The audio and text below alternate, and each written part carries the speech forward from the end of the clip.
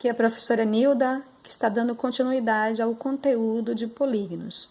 Na página 201, tem um desafio para os nossos alunos, que é avaliar as propriedades de 1 a 16 em cada quadrilátero apresentado. Vamos fazer um questionamento aqui no item 16. Diz que todos os ângulos são agudos. Quando a gente avalia um retângulo e um quadrado, nós temos nele ângulos agudos? Se ele tiver, você registra o número 16.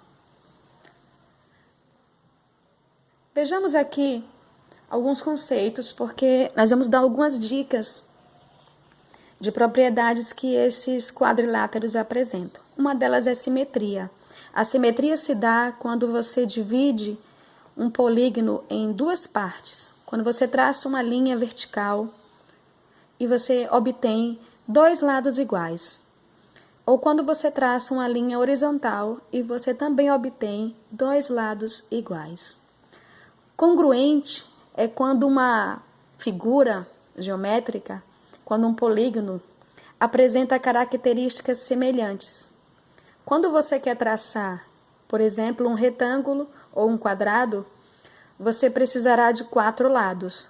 Essa é uma das semelhanças entre eles, então eles são congruentes. Quando você analisa os ângulos presentes num retângulo e num quadrado, são ângulos retos.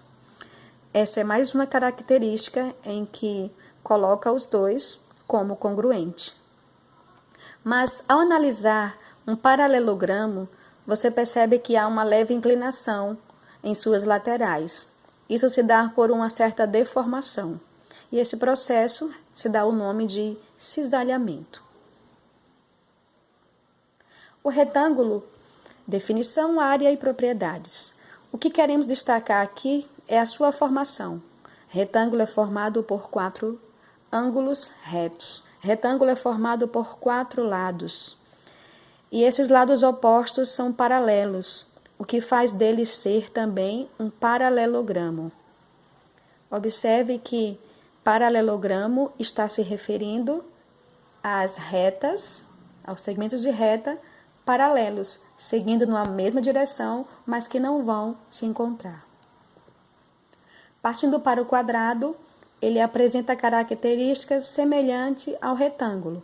Sua formação de 4 lados, obtendo 4 ângulos retos. Isso faz dele congruente, como já falei anteriormente.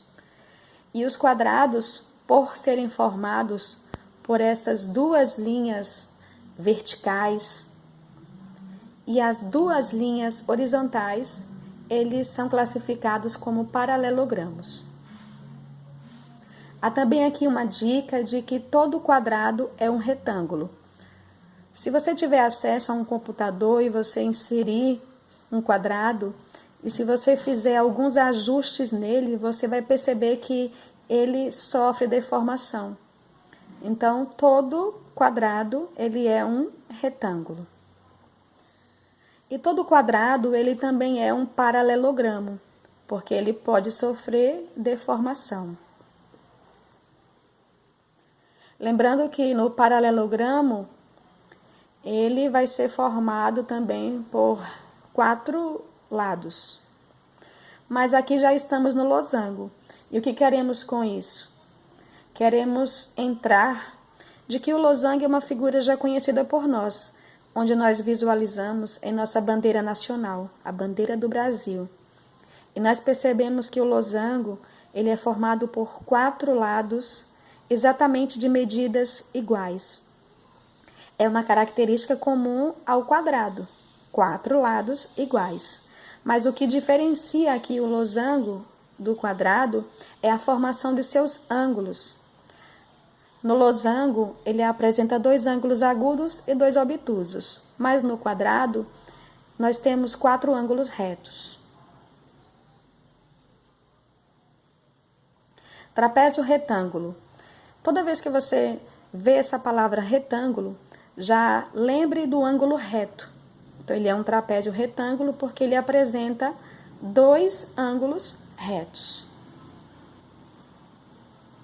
A pipa ela é mais conhecida como um brinquedo popular, mas ela também é uma figura geométrica, ela é um quadrilátero, ela é formada por 4 lados e ela também nos permite perceber o eixo de simetria, que é quando você pode dividir uma figura ao meio e você obtém 2 lados iguais. É o que acontece entre o ponto A e o ponto C. Ele te dá esse ponto de simetria. Embora ele não tenha aí a formação dos ângulos retos, mas sim de ângulos obtusos. Estamos agora no paralelogramo. Ele é um quadrilátero plano, cujos lados opostos são paralelos. Então, eles são formados por retas paralelas.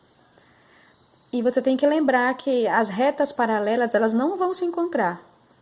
Quando você olha aqui do ponto B para o ponto C, se ela desse em segmento, ela não se encontraria com o ponto A com o ponto D. Eles também dariam seu segmento, manteriam a sua distância. Por isso são paralelos. Retomando aqui, né? Você já teve acesso a alguns detalhes das figuras abaixo. Agora você vai analisar essas características e vai dizer quais características cada quadrilátero possui. Já vou deixar aqui uma dica, que uma dessas características nenhum quadrilátero vai apresentar, mas você só vai descobrir depois que realizar. Preste bastante atenção e você obterá sucesso na resolução de sua atividade. Até a próxima!